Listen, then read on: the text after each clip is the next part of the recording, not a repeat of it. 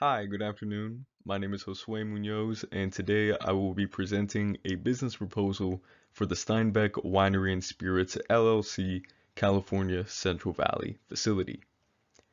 This site is dealing with planning fragmentation across demand, production, maintenance, spare parts, safety training, SAP integration, and supplier resilience.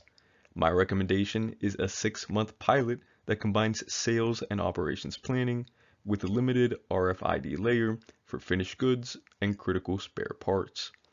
The goal here is to create one operating plan that the plant, sales, marketing, finance, maintenance, and leadership can all use, not only for this facility, but one that could apply to other future or other current Steinbeck Winery and Spirits facilities.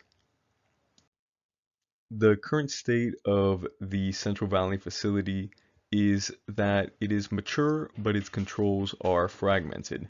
This includes production, warehousing, and in-house container manufacturing, so I believe it is appropriate to standard set the pilot location. For this, I considered three alternatives.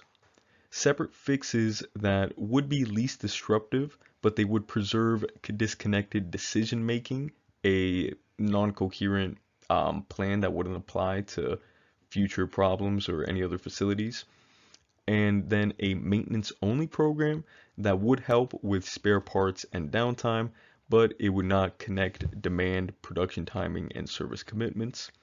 I found the strongest alternative to be an S&OP pilot supported by targeted RFID and spare parts visibility because it links the commercial plan to plant capacity, materials, maintenance, and finance. This proposal has three work streams. First, Steinbeck would create a monthly sales and operating plan cadence. Sales and marketing bring demand and promotion signals, while operations and maintenance test those signals against capacity, labor, inventory, and supplier constraints, along with equipment readiness. Finance then reviews the trade-offs, and executives make the final decisions.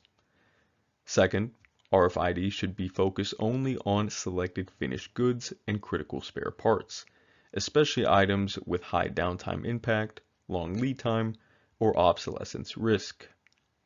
Third, an implementation of Kaizen and Six Sigma discipline that should clean up item master data, scanning rules, training completion, and control metrics.